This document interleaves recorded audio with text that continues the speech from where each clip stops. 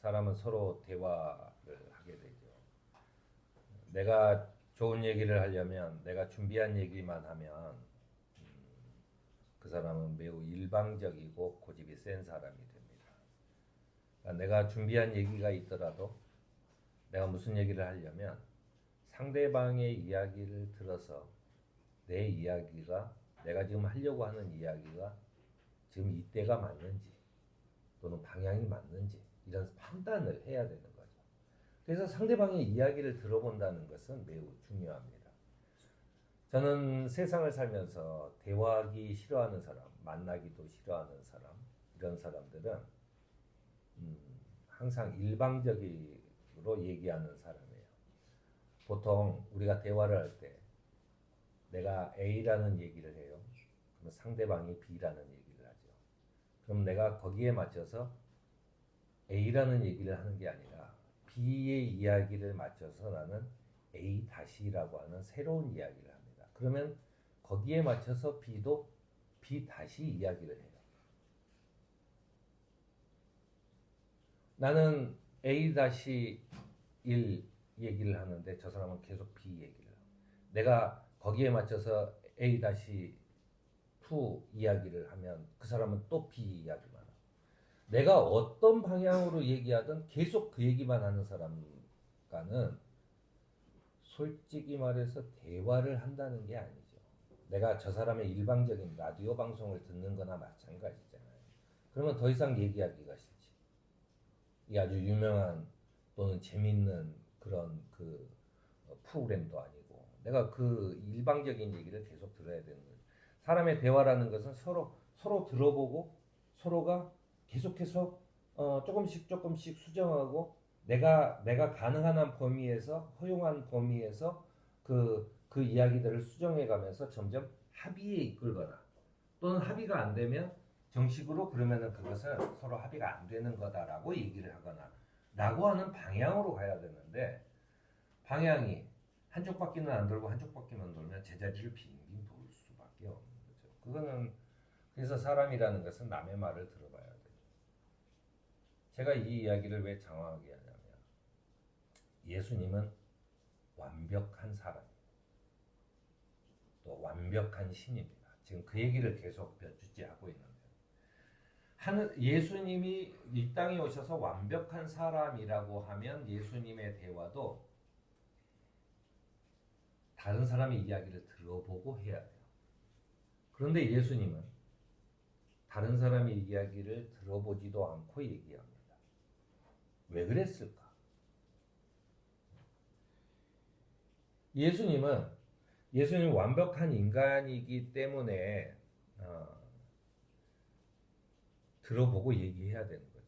그런데 예수님은 또 한편으로는 신이시기 때문에 상대방이 무슨 얘기를 할 줄 미리 아신다는 거예요. 이 성경에 보면요, 예수께서는 대답할 필요가 없는 것은 아무 말씀도 하지 않으셨다라고 하는 얘기가 많고, 또 공경에 빠뜨리려는 의도, 그러니까는 절대 이건 대답을 들으려고 하는 게 아니에요. 물어봐서 예든 아니든 무조건 너는 잘못이야 라고 하는 얘기에는 대답을 하지 않으셨어요. 그러니까 상대방의 의도, 말 뒤편에 있는 생각까지도 읽으시는 분이라고 하는 얘기입니다. 우리가 잘 아는 중풍병자 환자를 사람들이 데리고 갔는데 사람들이 너무 많이 모여서 예수님께 갈 수가 없어요. 그 지붕을 뜯어내고 거기에서 밑으로 내립니다. 이 중동 지방의 이 집이라는 것은 우리처럼 이렇게 그 지붕을 생각하면 지붕 뚫는 게 엄청나게 큰 공사죠. 근데 이제 중동 지방은 비가 안 와요. 사막 그렇기 때문에 벽만 하고 위는 그냥 이렇게 한꺼풀로 이렇게 햇볕만 가리면 되는.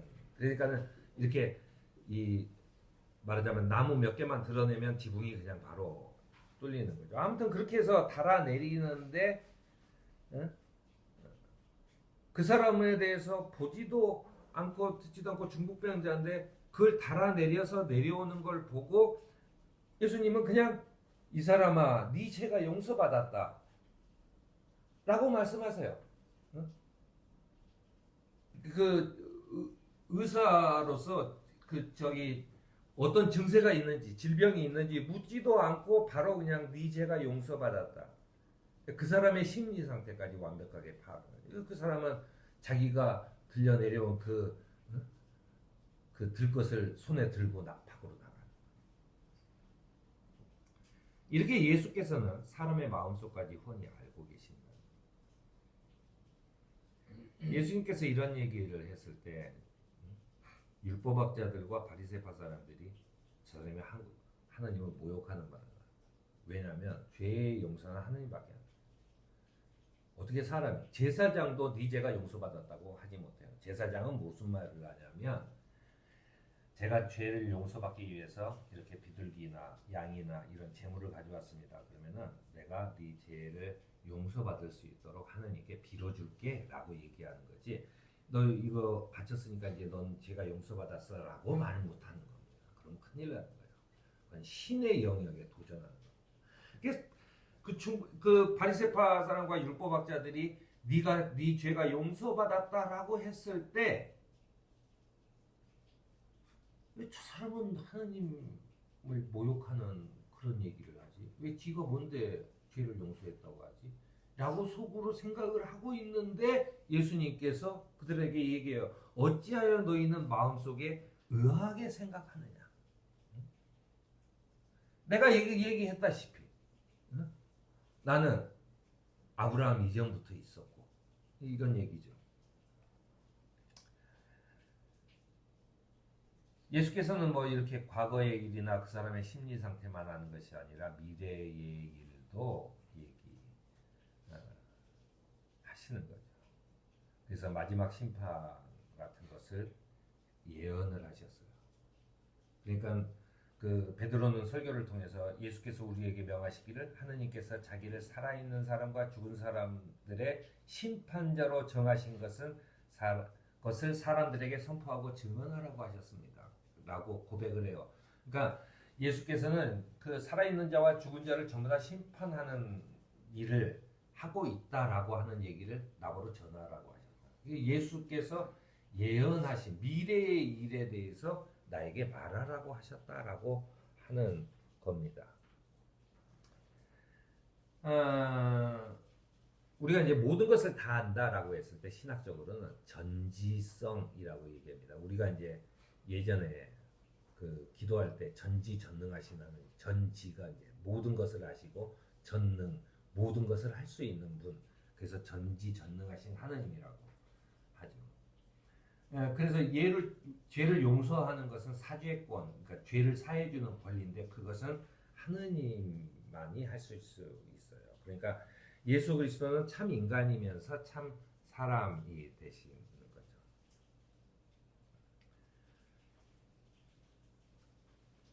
이사야 선지자는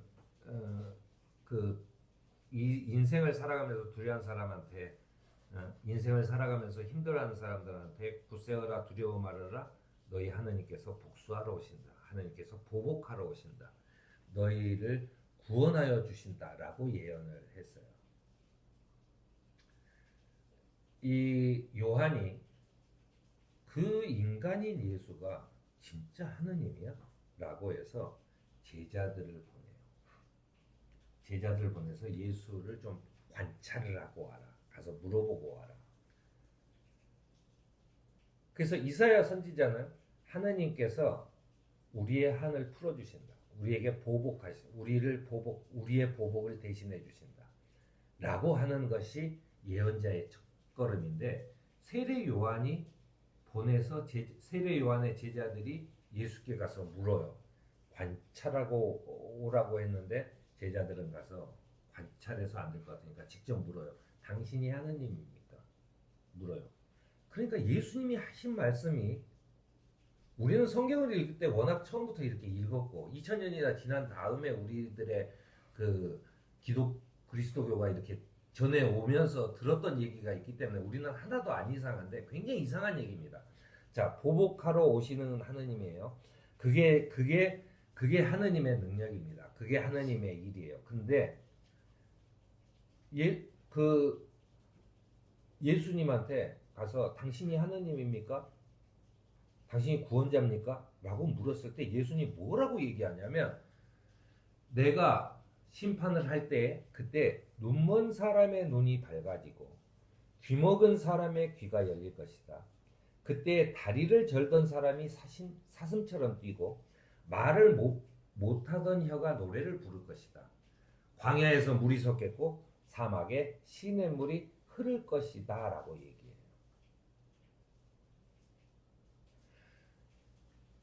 유대교는 복수해야 돼요. 그러니까 지금도 이스라엘이 끊임없이 쏟아붓고 그걸 그저 죽고 폭발하고 병원이 무너져가지고 환자들이 다 죽고 애들이 죽어나가는 것을 언덕 위에서 의자를 깔고 앉아서 맥주를 마시면서 구경하는 그런 인간들이 됐죠. 그런데 요한이 예수에게 가서 당신은 구원자입니까? 했을 때 예수의 바른 대답은 이런 거예요. 내가 너희를 복수해 주겠다 라고 얘기를 해야 돼요. 그런데 예수께서는 모든 병든 자 그리고 억눌린 자가 해방이 될 것이다 라고 하는 얘기를 해요. 요한이 그 하느님의 어떤 능력이 계시를 받지 않은 그냥 일반적인 예언자 또는 사칭하는 예언자였다면 세례 요한은 아마도 그 제자들의 그 얘기를 듣고 걔 가짜야 라고 얘기를 했어야 맞아요. 그런데 세례 요한은 뭐라 그러냐면 눈먼 사람이 보고 다리 젖은 사람이 걸으며 나병 환자가 깨끗하게 되며 듣지 못하는 사람이 들으며 죽은 사람이 살아나며 가난한 사람이 복음을 듣는다는 이 말을 전해 듣고서 세례 요한은 그분이 메시아다라고 얘기해요. 그분이 메시아다. 우리가 예수를 통해서 죽은 다음에 심판이 있을 것이다 라고 하는 내세관이라는 게 생겨요. 예수 그리스도를 통해서 내 죄를 용서받는다 라고 하는 것이 생겨요.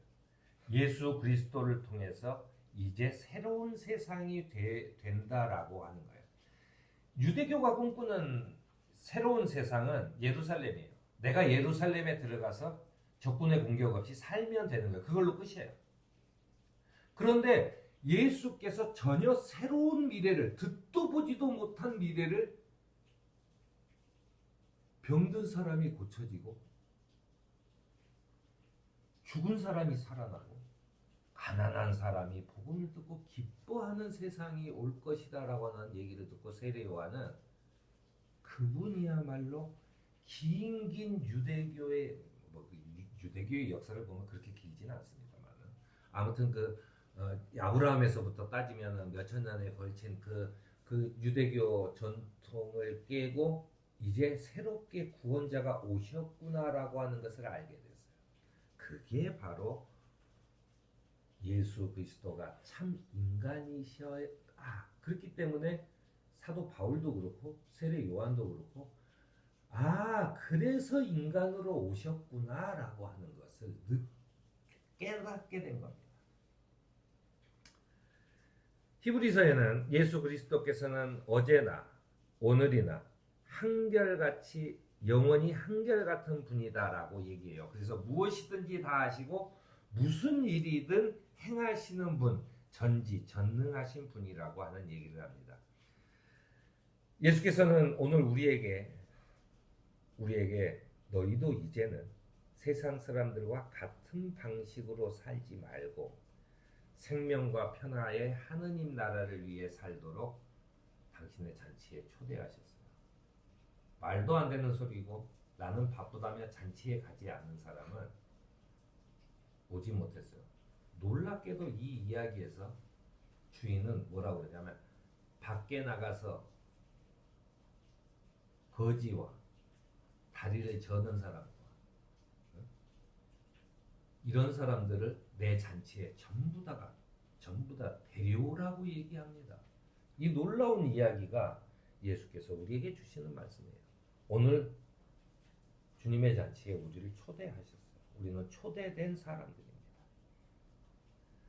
하느님이신 예수 그리스도의 부르심에 응답하는 소명 공동체의 삶을 살아가는 저와 여러분이 되기를 바랍니다.